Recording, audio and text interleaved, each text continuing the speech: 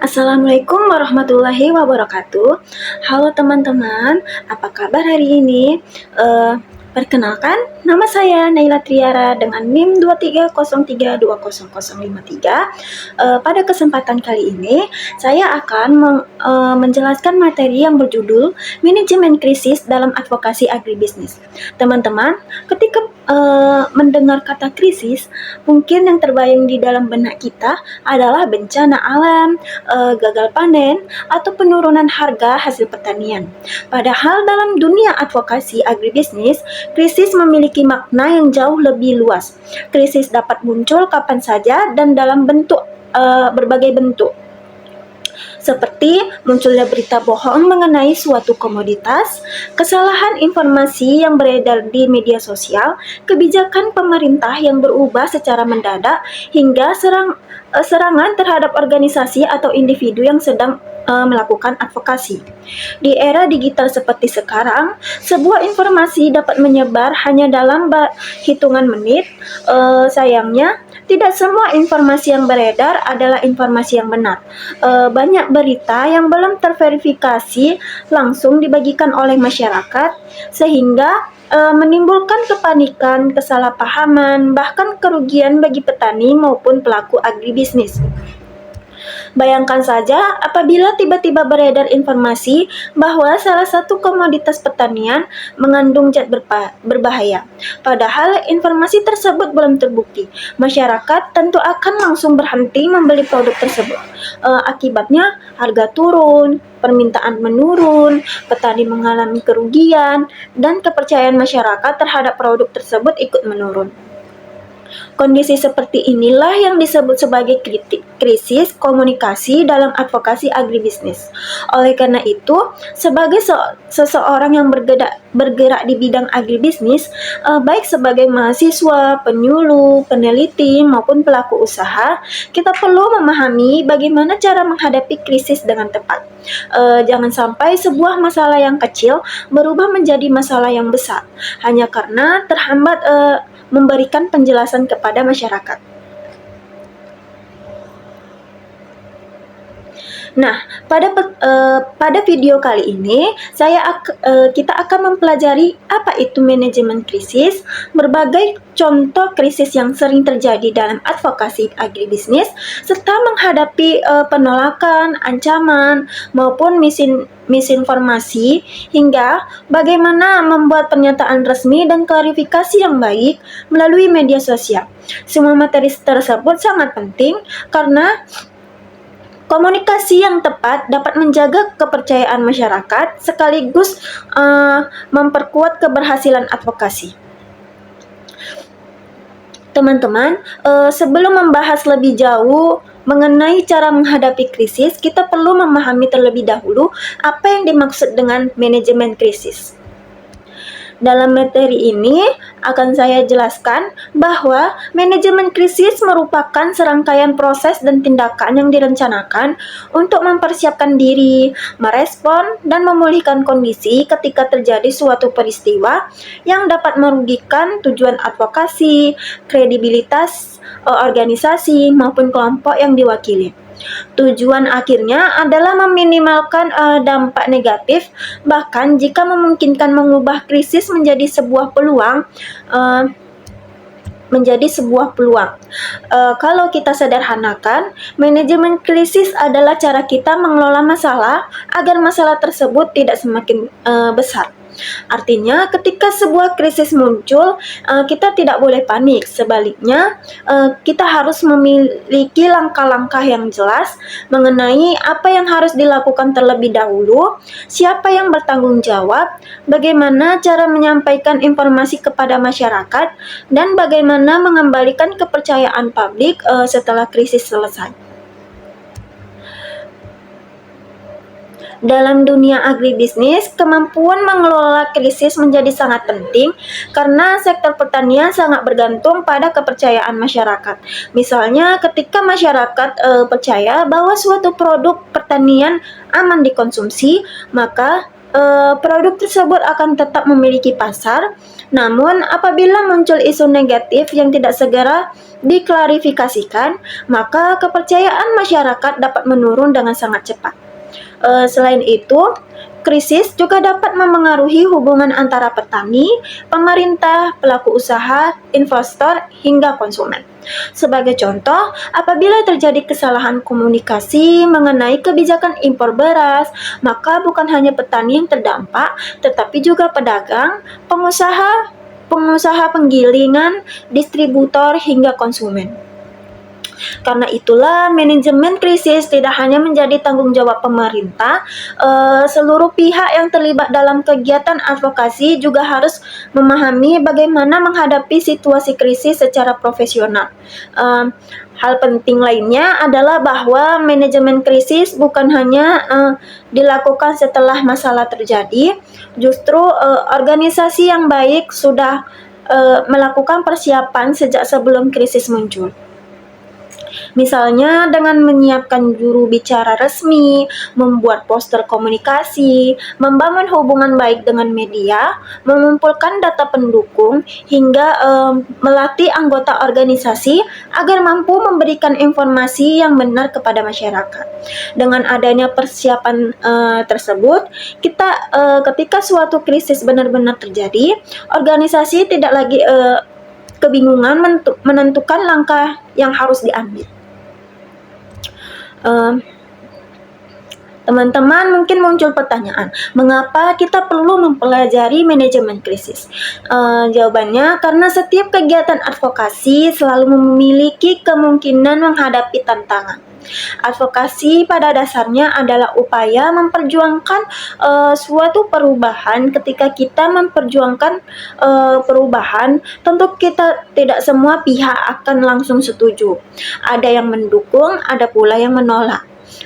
Bahkan dalam beberapa kondisi, penolakan tersebut dapat berkembang menjadi penyebaran informasi yang tidak benar, serangan terhadap organisasi, maupun konflik kepentingan. Apabila situasi tersebut tidak segera ditangani, maka masyarakat dapat kehilangan kepercayaan terhadap gerakan advokasi yang sedang dilakukan. Padahal dalam advokasi, kepercayaan publik merupakan salah satu modal yang paling berharga. Semakin tinggi kepercayaan masyarakat, semakin besar pula peluang suatu advokasi memperoleh dukungan. Sebaliknya, apabila kepercayaan masyarakat hilang, maka meskipun tujuan advokasi sangat baik, akan sulit memperoleh dukungan dari berbagai pihak. Oleh karena itu, kemampuan mengelola krisis menjadi bagian yang tidak dapat dipisahkan dari keberhasilan suatu advokasi. Setelah kita memahami pengertiannya, sekarang kita akan melihat beberapa contoh krisis yang sering terjadi dalam dunia advokasi agribisnis.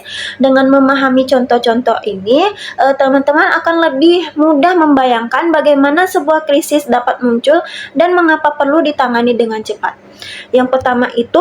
Contoh yang pertama adalah munculnya berita hoaks mengenai harga pangan. Misalnya, tiba-tiba beredar pesan di media sosial yang menyatakan bahwa harga beras akan naik drastis dalam beberapa hari ke depan. Padahal informasi tersebut belum tentu benar. Akibatnya, masyarakat berbondong-bondong membeli beras dalam jumlah besar karena takut kehabisan stok. Permintaan meningkat secara tiba-tiba sehingga harga benar-benar mengalami kenaikan. Situasi ini dikenal dengan panic buying. Di sisi lain, pemerintah harus bekerja lebih keras untuk menenangkan masyarakat dan menjelaskan kondisi yang sebenarnya. Kelompok advokasi petani juga harus segera memberikan informasi yang benar agar petani tidak menjadi pihak yang disalahkan atas kenaikan harga tersebut. Contoh ini menunjukkan bahwa satu informasi yang tidak benar dapat menimbulkan dampak ekonomi yang sangat besar. Contoh yang kedua adalah ketika pemerintah mengeluarkan kebijakan baru secara tiba-tiba, misalnya larangan ekspor atau pembatasan impor suatu komoditas pertanian.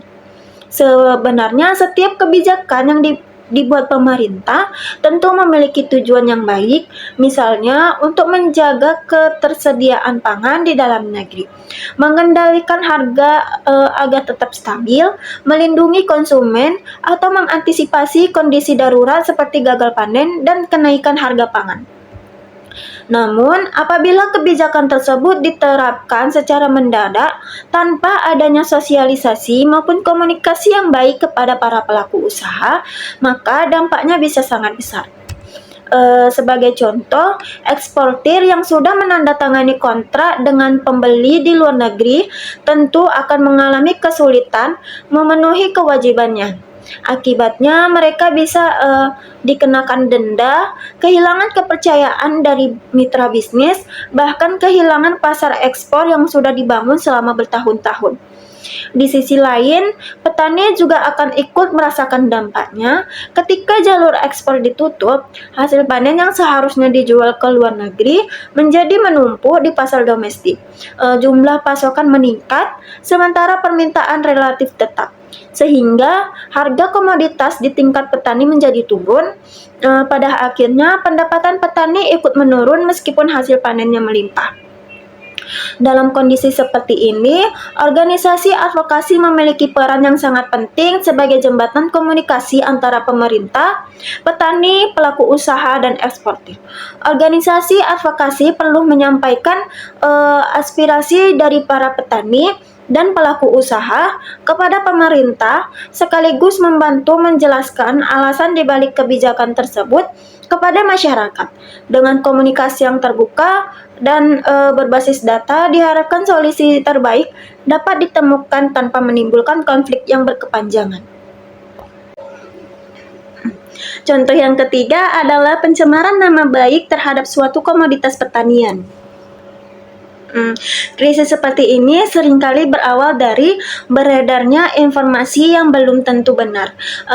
Misalnya muncul kabar bahwa suatu produk hortikultura mengandung bahan kimia berbahaya, memiliki kadar pestisida yang tinggi, atau dituduh merusak lingkungan tanpa adanya bukti ilmiah yang kuat. Di era media sosial seperti sekarang, informasi semacam ini dapat menyebar dengan sangat cepat. Hanya dalam hitungan jam, sebuah unggahan atau video dapat dilihat oleh ribuan bahkan jutaan orang. Akibatnya, masyarakat menjadi ragu untuk membeli produk tersebut karena merasa khawatir terhadap keamanan maupun kualitasnya. Ketika kepercayaan konsumen menurun, permintaan pasar ikut menurun. Dampaknya, harga produk di tingkat petani juga ikut jatuh. Bahkan tidak sedikit petani yang kesulitan menjual hasil panennya karena pedagang maupun konsumen sudah terpengaruh oleh informasi yang belum tentu benar. Dalam kondisi seperti ini, organisasi advokasi tidak boleh hanya diam, karena harus segera melakukan klarifikasi dengan menyampaikan fakta-fakta ilmiah, hasil pengujian laboratorium, penelitian dari lembaga yang kredibel, maupun data resmi dari pemerintah. Selain itu, komunikasi kepada masyarakat juga harus dilakukan dengan bahasa yang sederhana agar mudah dipahami. Semakin cepat klarifikasi dilakukan, maka semakin besar peluang untuk memulihkan kepercayaan masyarakat terhadap komoditas tersebut.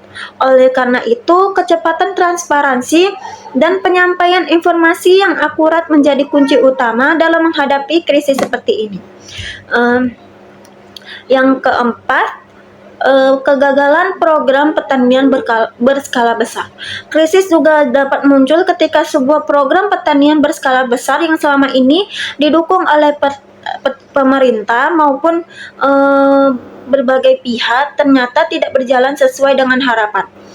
Misalnya, pemerintah meluncurkan program peningkatan produksi suatu komoditas dengan memberikan bantuan benih, pupuk, alat mesin pertanian, maupun pendampingan kepada petani. Namun setelah beberapa tahun berjalan, hasil yang diperoleh ternyata tidak sesuai dengan target. Produksi tidak meningkat secara signifikan, biaya yang dikeluarkan cukup besar, atau bahkan muncul berbagai permasalahan baru seperti kerusakan lingkungan dan konflik di masyarakat. Kondisi seperti ini dapat menimbulkan krisis kepercayaan. Masyarakat mulai mempertanyakan efektivitas program tersebut, sementara pihak-pihak yang sebelumnya mendukung program juga dapat kehilangan kredibilitas di mata publik. Dalam situasi seperti ini, langkah yang paling tepat bukanlah menutupi kegagalan atau saling menyalahkan. Sebaliknya, pemerintah dan organisasi advokasi harus bersikap terbuka dengan menjelaskan apa penyebab kegagalan tersebut, faktor-faktor apa saja yang memengaruhinya, serta langkah perbaikan apa yang akan dilakukan ke depannya. Komunikasi yang jujur dan transparan akan membantu menjaga kepercayaan masyarakat. Bahkan dalam banyak kasus, masyarakat lebih menghargai pihak yang mau mengakui kekurangan dan menunjukkan komitmen untuk memperbaikinya, dibandingkan pihak yang berusaha menutupi masalah. Contoh yang kelima, yang terakhir, adalah serangan yang ditunjukkan kepada individu yang menjadi tokoh dalam kegiatan advokasi. Misalnya seorang penyuluh pertanian, dosen, peneliti, ketua kelompok tani, atau pimpinan organisasi petani yang mendapatkan tuduhan yang tidak benar, fitnah atau informasi yang sengaja disebarkan untuk menjatuhkan nama baik. Sekilas mungkin terlihat bahwa persoalan ini hanya menyerang satu orang, namun pada kenyataannya dampaknya bisa jauh lebih luas ketika tokoh yang selama ini dipercaya masyarakat kehilangan kredibilitas, maka masyarakat juga dapat mulai meragukan organisasi maupun gerakan advokasi yang dipimpinnya. Akibatnya, program-program yang sedang dijalankan menjadi sulit memperoleh dukungan, komunikasi dengan masyarakat terganggu, bahkan proses advokasi kepada pemerintah juga dapat terhambat.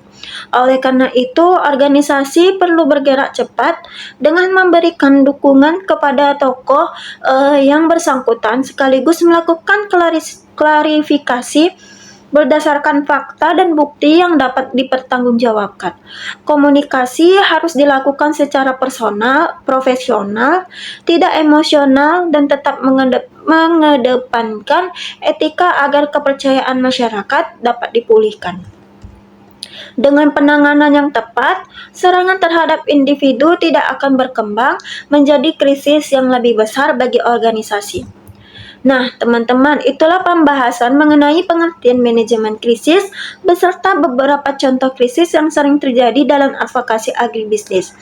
Dari berbagai contoh tersebut, kita dapat memahami bahwa krisis dapat muncul dari berbagai sumber, mulai dari perubahan kebijakan, penyebaran informasi yang keliru, kegagalan program, hingga serangan terhadap individu maupun organisasi.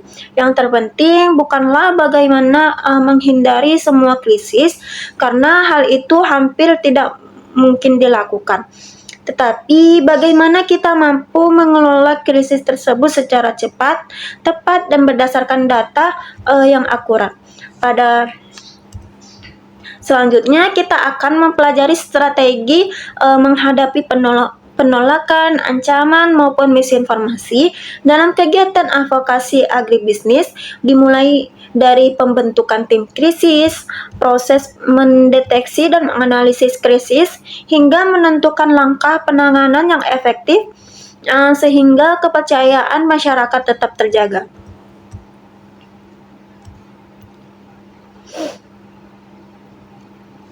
Teman-teman, perlu kita pahami bahwa dalam setiap kegiatan advokasi, tidak semua pihak akan langsung menerima gagasan atau perubahan yang kita perjuangkan. Ada pihak yang mendukung, tetapi ada juga pihak yang menolak karena memiliki kepentingan yang berbeda. Bahkan dalam beberapa kondisi, penolakan tersebut dapat berkembang menjadi penyebaran informasi yang tidak benar, fitnah, ataupun ancaman yang dapat menghambat jalannya advokasi. Oleh karena itu, seorang advokasi tidak hanya dituntut mampu berbicara dengan baik, tetapi juga harus mampu menghadapi berbagai situasi sulit dengan kepala dingin. Jangan sampai ketika muncul kritik atau berita yang tidak benar, kita justru memberikan respon yang emosional sehingga memperburuk keadaan.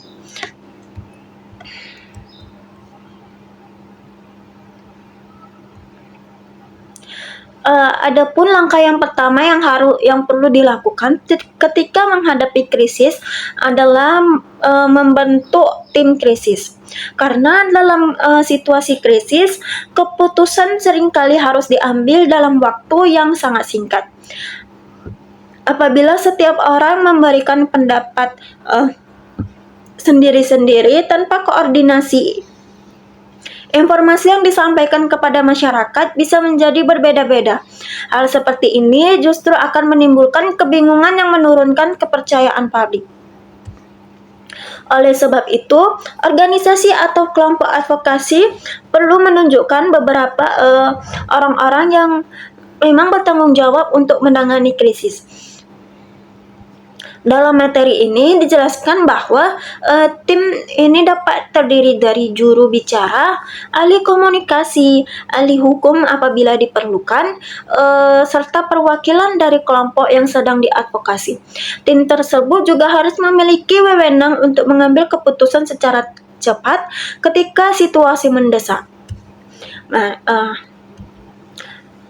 yang pertama itu adalah juru bicara. Juru bicara merupakan orang yang bertugas menyampaikan informasi resmi kepada masyarakat maupun media.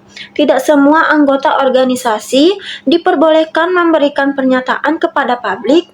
Tujuannya agar informasi yang disampaikan tetap konsisten dan tidak menimbulkan kesalahpahaman. Kemudian ada ahli komunikasi, tugasnya adalah menyusun strategi komunikasi, memilih media yang tepat, menentukan cara penyampaian pesan, serta memastikan bahwa informasi yang diberikan dapat dipahami dengan baik oleh masyarakat. Selanjutnya ada ahli hukum. Kehadiran ahli hukum sangat penting apabila krisis berkaitan dengan persoalan hukum, misalnya pencemaran nama baik, sengketa lahan, pelanggaran kontrak, ataupun penyebaran informasi palsu yang merugikan organisasi. Selain itu, ada perwakilan kelompok yang diadvokasi yang harus dilibatkan. Hal ini penting agar setiap keputusan yang diambil benar-benar sesuai dengan kondisi nyata yang dialami masyarakat, bukan hanya berdasarkan asumsi para pengurus organisasi. Bayangkan apabila sebuah kelompok petani sedang menghadapi tuduhan bahwa produk mereka tidak aman dikonsumsi. Dalam kondisi seperti ini, organisasi harus segera membentuk tim yang bertugas mengumpulkan informasi, menghubungi pihak laboratorium untuk melakukan pengujian, menyiapkan juru bicara, dan menyampaikan perkembangan situasi kepada masyarakat. Dengan adanya pembagian tugas yang jelas, penanganan krisis akan menjadi jauh lebih efektif.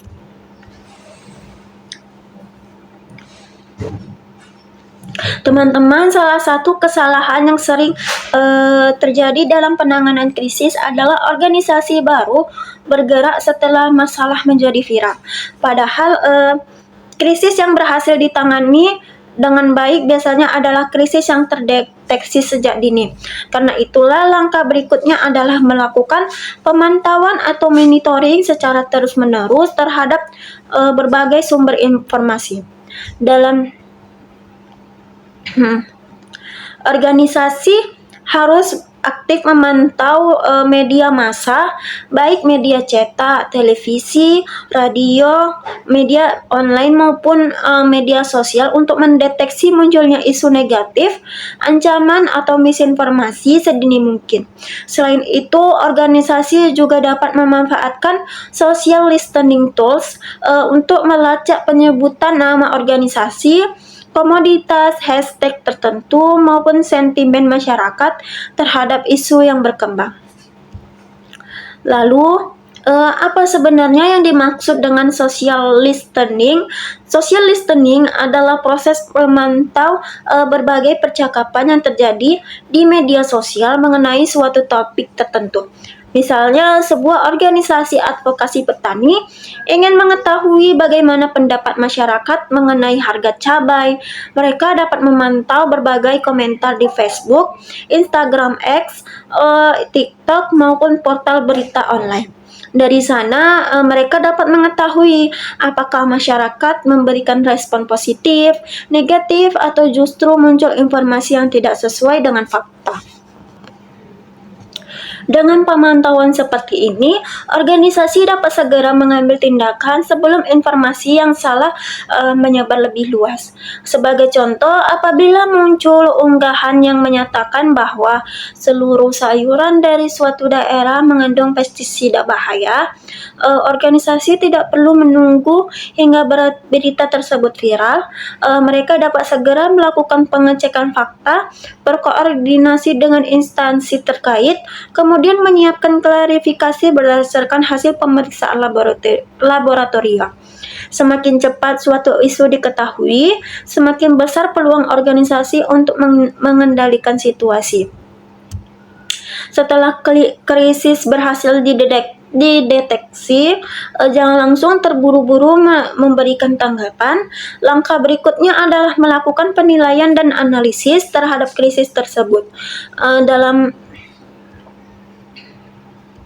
organisasi perlu menganalisis beberapa hal penting, yaitu apa sumber krisis, seberapa luas dampaknya, siapa saja yang terdampak, apa fakta yang sebenarnya, siapa yang menyebarkan misinformasi atau ancaman, serta membedakan antara kritik yang valid dengan hoax atau informasi yang menyesatkan. Kenapa analisis ini sangat penting? Karena tidak semua kritik merupakan serangan. Ada kritik yang memang disampaikan masyarakat sebagai bentuk masukan agar suatu program menjadi lebih baik. Misalnya petani mengeluhkan keterlambatan distribusi pupuk bersubsidi. Apabila keluhan tersebut benar adanya, maka organisasi tidak perlu membantahnya. Justru kritik tersebut dapat dijadikan bahan evaluasi untuk memperbaiki pelayanan. Namun berbeda apabila ada pihak yang dengan sengaja menyebarkan informasi palsu tanpa bukti. Informasi seperti inilah yang perlu segera diklarifikasikan menggunakan data dan fakta yang dapat dipertanggungjawabkan. Melalui proses analisis yang baik, organisasi dapat menentukan strategi yang paling tepat. Mereka mengetahui apakah masalah cukup diselesaikan melalui klarifikasi singkat, perlu konferensi pers, dialog dengan masyarakat, atau bahkan menentukan langkah hukum.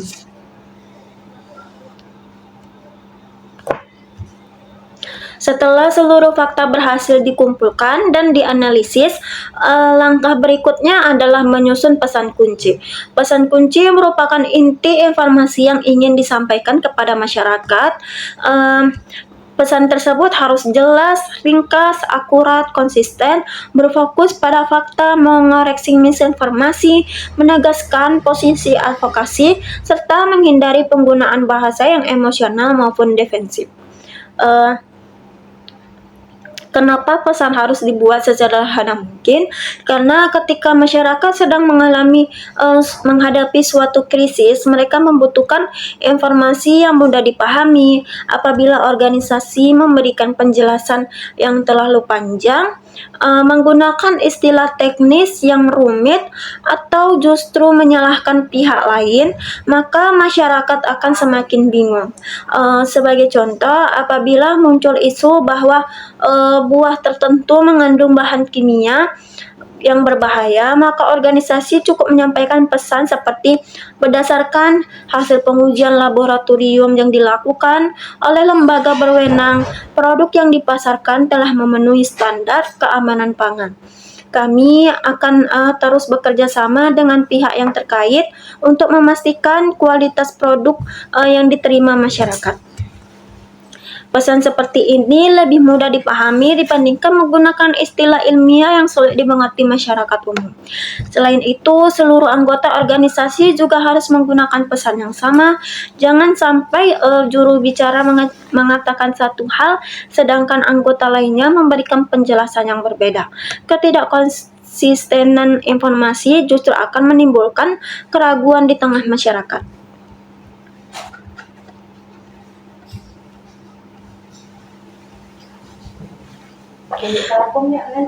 Teman-teman, dalam dunia advokasi agribisnis, waktu memiliki peran yang sangat penting. Semakin lama kita menunda memberikan penjelasan kepada masyarakat, maka semakin besar pula peluang munculnya berbagai spekulasi, asumsi, bahkan informasi yang tidak benar. Akibatnya, masyarakat akan lebih percaya kepada informasi yang belum tentu dapat dipertanggungjawabkan dibandingkan informasi resmi dari pihak yang berwenang. Oleh karena itu, organisasi advokasi harus mampu bergerak dengan cepat, tetapi tetap mengutamakan ketelitian. Jangan sampai karena ingin menjadi yang pertama memberikan pernyataan, justru informasi yang disampaikan ternyata belum benar. Sebaliknya, jangan pula terlalu lama menunggu sehingga krisis semakin meluas. Inilah pentingnya keseimbangan antara kecepatan dan ketepatan dalam komunikasi krisis. Terdapat beberapa prinsip penting ketika memberikan respon terhadap suatu krisis. Prinsip-prinsip tersebut meliputi tidak menunda respons, memilih saluran komunikasi yang tepat, bersikap transparan, menunjukkan empati kepada masyarakat, serta berfokus pada solusi yang dilakukan. Hal yang pertama yang harus dilakukan adalah memberikan respon secepat mungkin, karena ketika organisasi memilih diam, masyarakat biasanya akan memulai mencari informasi dari sumber lain. Sayangnya sumber tersebut belum tentu benar. Misalnya muncul kabar bahwa salah satu produk hortikultura mengandung bahan kimia berbahaya. Jika organisasi atau instansi terkait tidak segera memberikan penjelasan, maka masyarakat akan menganggap informasi tersebut benar. Akibatnya, konsumen berhenti membelikan produk tersebut dan para petani mengalami kerugian yang cukup besar. Nah, perlu diingat, memberikan respon cepat bukan berarti terburu-buru menyimpulkan suatu masalah. Yang dapat dilakukan adalah memberikan pernyataan awal, misalnya bahwa organisasi sedang melakukan pemeriksaan dan akan menyampaikan hasilnya secara terbuka setelah seluruh fakta berhasil dikumpulkan. Dengan cara seperti ini, masyarakat mengetahui bahwa organisasi tidak mengabaikan masalah tersebut. Langkah yang kedua adalah menentukan media komunikasi yang paling sesuai. Tidak semua krisis harus diselesaikan melalui media sosial. Ada kondisi tertentu yang lebih tepat disampaikan melalui konferensi pers, surat resmi, dialog langsung dengan masyarakat, ataupun pertemuan bersama para pemangku kepentingan. Sebagai contoh, apabila permasalahan hanya berkembang di media sosial, maka klarifikasi melalui media sosial biasanya sudah cukup efektif. Namun, apabila krisis telah menjadi perhatian nasional dan diberikan oleh berbagai media massa, maka organisasi perlu menyelenggarakan konferensi pers agar seluruh informasi dapat disampaikan secara lengkap kepada masyarakat. Prinsip yang ketiga adalah transparansi. Transparansi berarti organisasi bersedia menyampaikan informasi yang benar sesuai dengan fakta yang dimiliki. Teman-teman, dalam situasi krisis, masyarakat sangat menghargai kejujuran. Apabila memang terdapat kesalahan, lebih baik organisasi mengakuinya dan menjelaskan langkah-langkah perbaikan yang akan dilakukan daripada berusaha menutup-nutupi masalah. Sebaliknya, apabila organisasi menyembunyikan informasi, maka ketika suatu fakta sebenarnya terungkap, tingkat kepercayaan masyarakat justru akan semakin menurun. Selain transparan, organisasi juga harus menunjukkan empati kepada masyarakat. Empati berarti memahami bahwa masyarakat memiliki kekhawatiran terhadap suatu permasalahan. Misalnya, ketika terjadi gagal panen akibat serangan hama atau bencana alam. Dalam kondisi seperti ini, masyarakat tentu mengharapkan perhatian dari pemerintah maupun organisasi pendamping.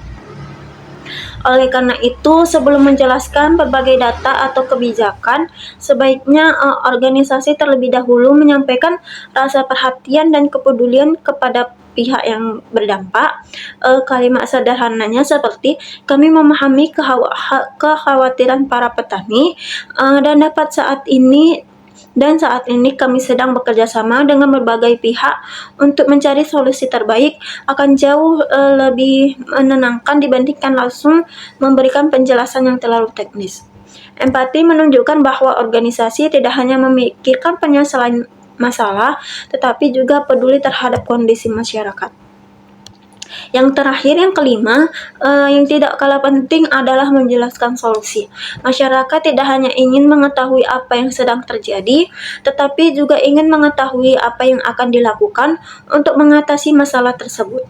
Misalnya, ketika terjadi kelangkaan pupuk, organisasi dapat menjelaskan bahwa pemerintah sedang melakukan penambahan distribusi, memperbaiki sistem penyaluran, serta memperkuat pengawasan agar pupuk benar-benar diterima oleh petani yang berhak. Salah satu tantangan terbesar dalam era digital saat ini adalah penyebaran misinformasi dan hoax.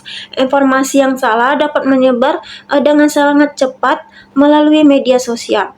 Bahkan dalam hitungan menit. Semua berita yang belum tentu benar sudah dibaca oleh ribuan bahkan jutaan orang. Oleh karena itu, organisasi advokasi harus memiliki strategi khusus dalam menghadapi kondisi tersebut. Ada beberapa langkah yang dapat dilakukan untuk melawan misinformasi, yaitu menyajikan fakta dan bukti, melakukan klarifikasi secara terbuka, memberikan edukasi kepada masyarakat, melaporkan penyebaran informasi palsu kepada platform atau pihak berwenang, serta melibatkan tokoh yang memiliki kredibilitas. Langkah yang pertama adalah menyampaikan data yang valid. Dalam advokasi, pendapat saja tidak cukup. Organisasi harus mampu menunjukkan hasil penelitian, data statistik, hasil uji laboratorium, maupun informasi resmi dari instansi yang berwenang. Dengan adanya bukti yang jelas, masyarakat akan lebih mudah membedakan mana informasi yang benar dan mana yang berupa isu. Langkah yang kedua adalah memberikan klarifikasi kepada masyarakat. Klarifikasi sebaiknya dilakukan melalui media yang mudah dijangkau oleh masyarakat, misalnya media sosial resmi organisasi, website, konferensi pers, maupun siaran pers kepada media massa. Yang perlu diperhatikan adalah isi klarifikasi harus tetap sopan, tidak menyerang pihak lain, serta fokus menjelaskan fakta yang sebenarnya. Selain memberikan klarifikasi, organisasi juga perlu melakukan edukasi, karena tujuannya yaitu advokasi bukan hanya membantah hoaks, tetapi juga meningkatkan kesempatan masyarakat dalam memilih informasi yang benar. Contohnya, organisasi dapat membuat infografis mengenai cara mengenali berita palsu, pentingnya memeriksa sumber informasi, maupun bagaimana membaca data secara benar. Semakin tinggi literasi masyarakat, semakin kecil kemungkinan mereka mudah percaya terhadap informasi yang belum tentu benar. Apabila terdapat akun yang dengan sengaja menyebarkan informasi palsu dan merugikan banyak pihak, organisasi juga dapat melaporkan kepada platform media sosial maupun pihak yang berwenang sesuai dengan ketentuan yang berlaku. Langkah ini bertujuan agar penyebaran informasi yang salah tidak semakin luas.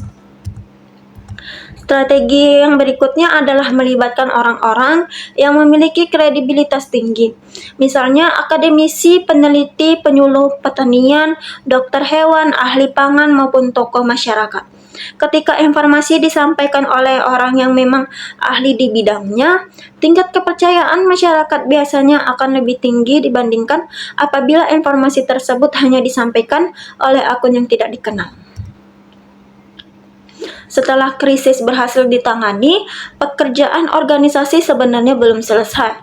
Masih ada satu tahap yang sangat penting, yaitu melakukan evaluasi.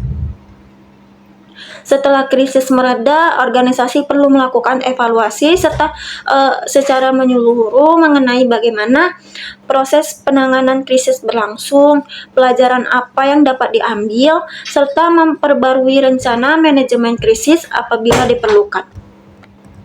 Karena setiap krisis memberikan pengalaman baru. Melalui evaluasi, organisasi dapat mengetahui langkah mana yang sudah berjalan dengan baik dan langkah mana yang perlu diperbaiki.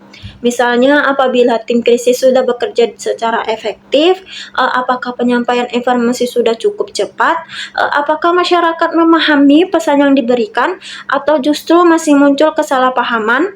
Seluruh hasil evaluasi tersebut kemudian digunakan sebagai bahan pembelajaran agar organisasi menjadi lebih siap apabila suatu saat menghadapi krisis yang serupa.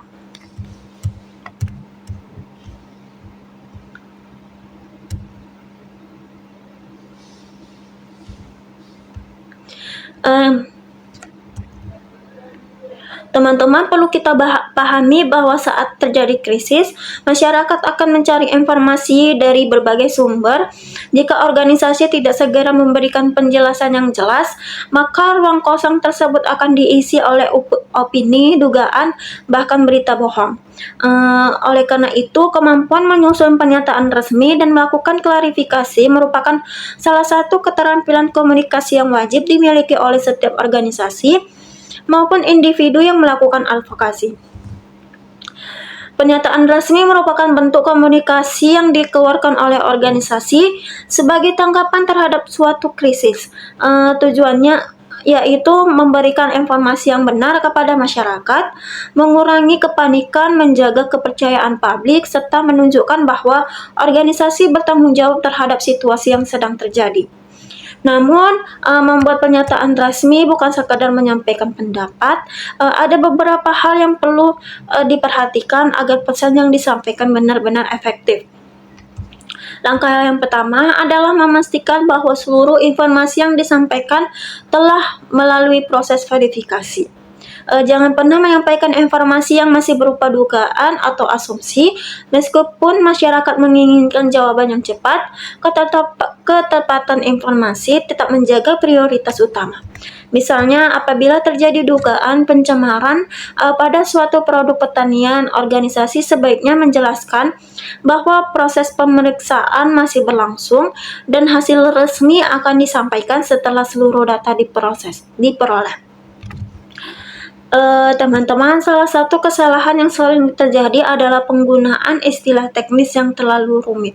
Padahal sasaran komunikasi kita bukan hanya akademis atau pemerintah, tetapi juga masyarakat umum yang memiliki latar belakang pendidikan yang beragam. Oleh karena itu, gunakanlah kalimat yang sederhana, jelas, dan mudah dipahami. Contohnya, daripada mengatakan telah terjadi kontaminasi mikrobiologis pada komoditas hortikultura, akan lebih baik dipahami jika disampaikan dengan kalimat, kami sedang memeriksa dugaan adanya pencemaran pada produk tersebut. Pesan yang sederhana akan lebih mudah diterima oleh masyarakat.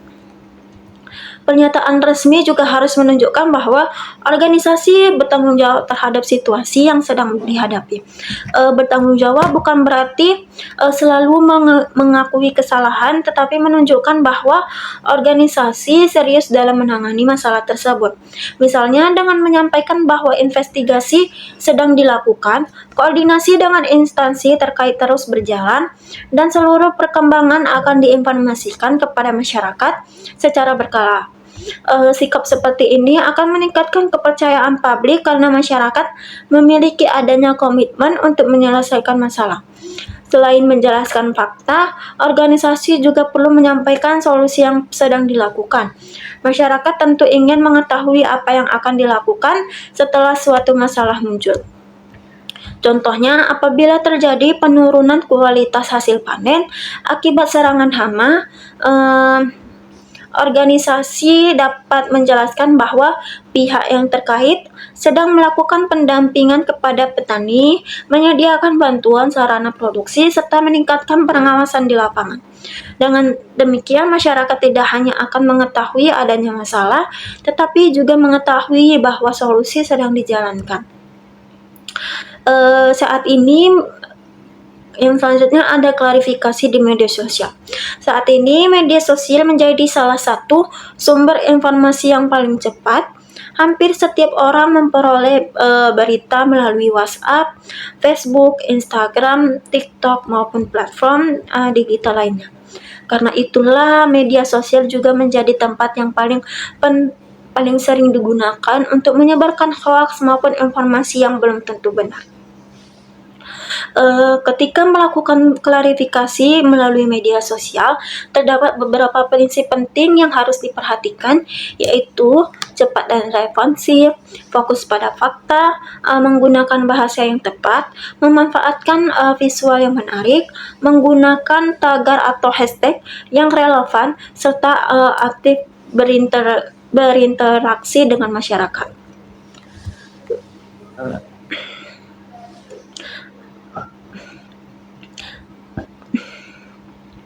Hal yang pertama adalah memberikan respons secepat mungkin.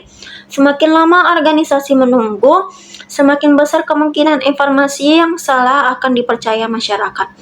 Namun, cepat bukan berarti tergesa-gesa. Pastikan informasi yang disampaikan sudah benar, kemudian segera unggah melalui akun resmi organisasi. Dengan begitu, masyarakat mengetahui bahwa organisasi benar-benar memperhatikan isu yang sedang berkembang. Dalam melakukan klarifikasi, jangan terpancing oleh emosi ataupun provokasi. Fokuslah pada fakta-fakta yang dapat dibuktikan. Misalnya dengan menampilkan data hasil penelitian, hasil uji laboratorium, statistik resmi ataupun pernyataan dari instansi yang memiliki kewenangan. Selanjutnya, menggunakan bahasa yang tepat. Bahasa yang digunakan juga harus tetap sopan, santun, dan menghargai masyarakat. Hindari penggunaan kalimat yang bernada menyalahkan, mengejek, ataupun menyerang pihak lain. Meskipun organisasi menjadi korban penyebaran hoaks, komunikasi yang baik tepat tetap harus dijaga. Ingatlah bahwa tujuan utama klarifikasi adalah memberikan pemahaman kepada masyarakat, bukan memperpanjang konflik. Selanjutnya yaitu memanfaatkan visual yang menarik. Saat ini masyarakat lebih mudah memahami informasi yang disajikan dalam bentuk visual. Karena itu organisasi dapat menggunakan infografis, gambar, video singkat maupun animasi sederhana untuk menjelaskan suatu informasi. Contohnya, apabila ingin menjelaskan proses pemeriksaan keamanan pangan, akan lebih baik menarik apabila disertai gambar alur pemeriksaan dibandingkan hanya menggunakan teks panjang. Selanjutnya, menggunakan hashtag atau tagar dapat membantu memperluas jangkauan informasi. Dengan menggunakan hashtag yang sesuai, masyarakat akan lebih mudah menemukan klarifikasi resmi yang telah dipublikasikan. Namun, penggunaan hashtag harus juga disesuaikan dengan konteks permasalahan dan tidak berlebihan. Selanjutnya, berinteraksi dengan audiens. Hal terakhir yang tidak kalah penting adalah tetap berinteraksi dengan masyarakat. Apabila ada pernyataan yang disampaikan secara sopan, usahakan untuk memberikan jawaban. Jika terdapat kesalahpahaman, jelaskan dengan bahasa yang baik. Komunikasi dua arah seperti ini akan membangun hubungan yang lebih baik antara organisasi dengan masyarakat sekaligus meningkatkan kepercayaan publik. Baik teman-teman, setelah kita mempelajari berbagai konsep mengenai manajemen krisis dalam advokasi agribisnis, sekarang saatnya kita melihat bagaimana teori tersebut diterapkan dalam situasi nyata. Melalui studi kasus ini, kita akan memahami bahwa krisis bukan hanya berkaitan dengan masalah teknis di lapangan, tetapi juga menyangkut komunikasi kepercayaan publik, hubungan dengan para pemangku kepentingan, hingga keberhasilan proses advokasi kepada pemerintah. Dalam dunia agribisnis, krisis dapat muncul kapan saja, penyebabnya pun akan sangat beragam, mulai dari serangan organisme, pengganggu tanaman, perubahan kebijakan pemerintah, penyebaran informasi yang salah, hingga turunnya kepercayaan masyarakat terhadap suatu produk pertanian. Apabila krisis tersebut tidak ditangani dengan baik, dampaknya bukan hanya dirasakan oleh petani, tetapi juga oleh perusahaan, pemerintah, konsumen, bahkan perekonomian daerah. Melalui studi kasus ini, kita akan melihat bagaimana sebuah organisasi atau perusahaan mampu menghadapi krisis melalui komunikasi yang baik, penggunaan data yang akurat, serta strategi advokasi yang tepat. Studi kasus yang pertama, kita membahas sebuah perusahaan agribisnis cabai di Pulau Jawa yang telah menjalin kemitraan dengan puluhan petani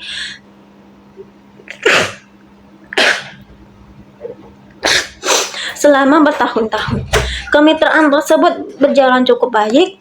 Perusahaan menyediakan benih unggul, pendampingan teknis, serta membantu pemasaran hasil panen petani. Sebaliknya, para petani berkewajiban menjaga kualitas produksi sesuai standar yang telah disepakati.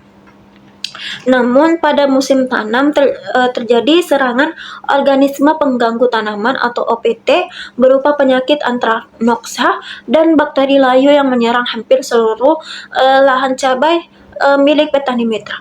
Penyakit tersebut berkembang sangat cepat akibat kondisi cuaca yang lembab dan curah hujan yang tinggi. Dalam waktu singkat, banyak tanaman mengalami kerusakan sehingga hasil panen menurun drastis. Akibat serangan tersebut, produksi cabai mengalami penurunan yang sangat besar, pendapatan petani ikut menurun. Sementara perusahaan juga mengalami kesulitan memenuhi permintaan pasar. Situasi menjadi semakin rumit karena pada saat yang sama perusahaan sedang mengajukan advokasi kepada pemerintah daerah untuk memperoleh dukungan berupa insentif, bantuan logistik, dan penguatan program kemitraan. Sayangnya, krisis produksi ini justru memunculkan berbagai persepsi negatif. Sebagian petani merasa bahwa perusahaan kurang memberikan pendampingan teknis sehingga mereka merasa ditinggalkan ketika menghadapi serangan penyakit. Di sisi lain, beberapa media memberikan bahwa kegagalan panen tersebut merupakan bukti kegagalan sistem kemitraan yang dijalankan perusahaan. Pemberitaan tersebut akhirnya memengaruhi pandangan pemerintah daerah. Pemerintah mulai ragu memberikan dukungan terhadap program kemitraan karena khawatir dianggap mendukung program yang dinilai gagal oleh masyarakat. Apabila kita melihat kasus ini lebih dalam, sebenarnya persoalan utamanya bukanlah kemitraan yang gagal, melainkan adanya krisis produksi akibat serangan penyakit tanaman. Akan tetapi, karena komunikasi tidak segera dilakukan, persepsi masyarakat berubah menjadi krisis kepercayaan. Dalam kondisi seperti ini, perusahaan menyadari bahwa mereka harus segera melakukan manajemen krisis. Langkah pertama yang dilakukan adalah membentuk tim krisis yang terdiri dari manajemen kemitraan, tim agronomi, bagian komunikasi, serta perwakilan petani. Pembentukan tim ini bertujuan agar setiap keputusan dapat dilakukan secara cepat dan seluruh informasi yang disampaikan kepada masyarakat tetap konsisten. Setelah tim terbentuk, mereka melakukan pemetaan terhadap seluruh stakeholder yang terlibat, mulai dari petani, pemerintah daerah, media massa, konsumen, hingga lembaga keuangan yang selama ini mendukung kegiatan usaha. Tahap berikutnya yaitu mengumpulkan fakta-fakta yang sebenarnya terjadi di lapangan. Tim melakukan pendataan mengenai luas lahan yang terserang penyakit, tingkat kerusakan tanaman, penyebab utama serangan, langkah pengendalian yang telah dilakukan, hingga dampaknya terhadap produksi dan pendapatan petani. Semua data tersebut disusun secara terbuka tanpa menutupi kenyataan bahwa produksi memang mengalami penurunan yang cukup besar. Langkah ini penting karena dalam situasi krisis, kejujuran jauh lebih dihargai dibandingkan upaya menutupi kelemahan. Setelah seluruh data terkumpul, perusahaan menyusun lembar fakta yang berisi kronologi kejadian, penyebab serangan penyakit, kondisi produksi sebelum dan sesudah krisis, serta rencana pemulihan yang akan dilakukan. Lembar fakta tersebut kemudian dibagikan kepada petani, pemerintah daerah, media massa, dan seluruh pihak yang berkepentingan. Selain itu, perusahaan juga mengadakan pertemuan langsung dengan para petani di desa-desa terdampak. Dalam pertemuan tersebut, perusahaan menjelaskan penyebab teknis serangan penyakit menggunakan bahasa yang sederhana sehingga mudah dipahami petani. Mereka juga mengakui bahwa masih terdapat kekurangan dalam proses pendampingan tanpa menyalahkan petani atas kegagalan panen yang terjadi. Sikap terbuka seperti ini ternyata mampu membangun kembali kepercayaan petani. Mereka merasa didengar dan dilibatkan dalam proses penyelesaian masalah. Tidak hanya berhenti sampai di situ, perusahaan juga menawarkan berbagai solusi seperti pendampingan intensif berupa sarana produksi, penyesuaian jadwal pembayaran pinjaman, hingga kompensasi terbatas bagi petani yang mengalami kerugian yang besar. Selanjutnya, perusahaan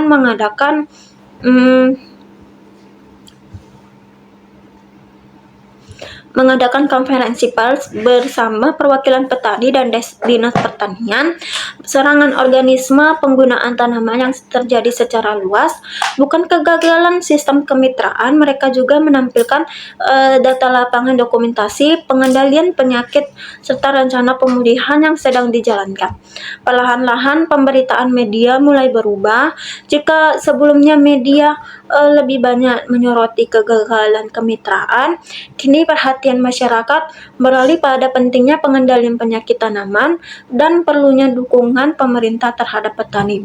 Bahkan perusahaan memanfaatkan krisis tersebut sebagai dasar dalam melakukan advokasi kebijakan. Usulan yang sebelumnya hanya berfokus pada insentif harga kemudian diperlukan dengan mengajukan program sistem peringatan dini, organisme pengganggu tanaman, pelatihan pengendalian hama terpadu atau PHT, serta pembentukan dana darurat untuk menghadapi risiko produksi. Dari studi kasus ini, kita dapat mempelajari bahwa komunikasi yang jujur, penggunaan data yang terbuka, serta kerjasama dengan seluruh stakeholder mampu mengubah krisis menjadi peluang untuk memperkuat kebijakan agribisnis.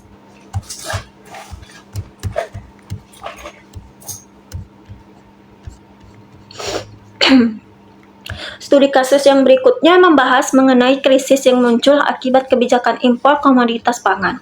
Pemerintah terkadang mengambil keputusan untuk melakukan impor beras, gula, atau komoditas pangan lainnya dengan tujuan menjaga stabilitas harga dan memenuhi kebutuhan masyarakat.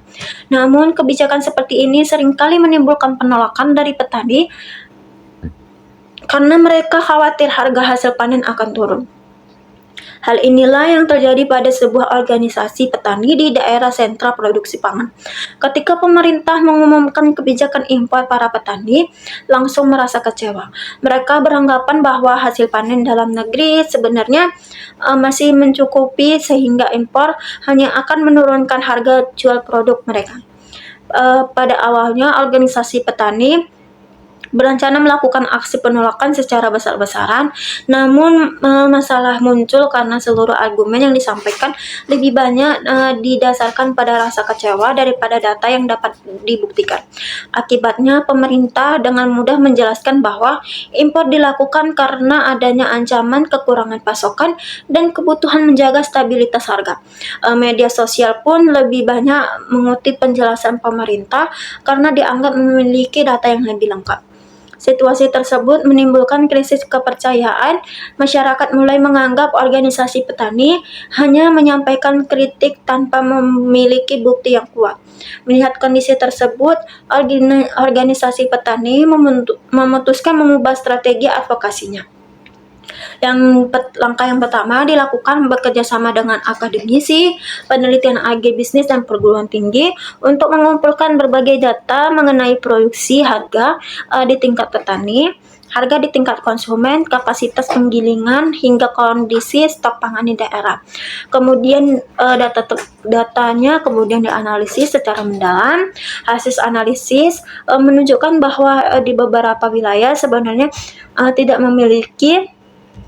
tidak terjadi kekurangan produksi, melainkan masalah distribusi dan panjangnya rantai pemasaran yang menyebabkan harga di tingkat konsumen tetap tinggi. Mereka menjelaskan bahwa kebijakan impor perlu ditinjau kembali karena data menunjukkan masih terdapat potensi pasokan petani dari lokal, sementara persoalan utama justru berada pada distribusi dan tata niaga hasil pertanian. Selanjutnya, organisasi petani mengadakan berbagai pertemuan dengan anggotanya. Pada forum tersebut, para petani dijelaskan mengenai pentingnya menggunakan data dalam melakukan advokasi. Mereka bahkan dilibatkan dalam proses pengumpulan data harga di desa masing-masing sehingga seluruh anggota merasa memiliki kontribusi terhadap perjuangan organisasi. Strategi komunikasi kepada masyarakat juga mengalami perubahan. Organisasi mulai membuat siaran pers, artikel opini, infografis, dan berbagai konten media sosial yang menampilkan grafik perbandingan harga di tingkat petani dengan harga di pasar, volume impor, serta kondisi produksi nasional.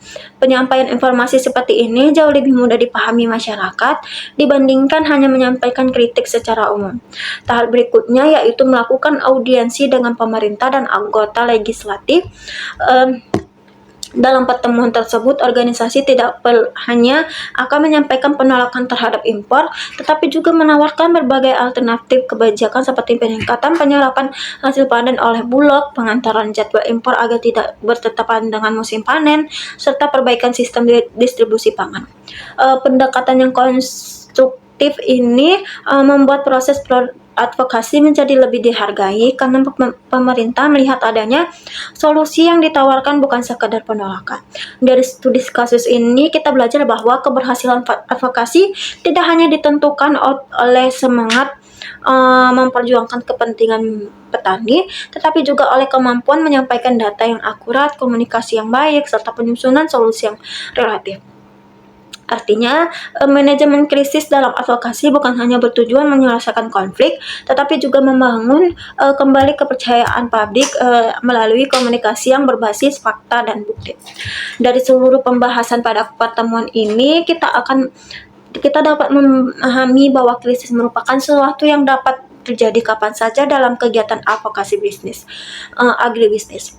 Krisis dapat muncul karena penolakan masyarakat, konflik kepentingan, perubahan kebijakan, hingga penyebaran hoaks dan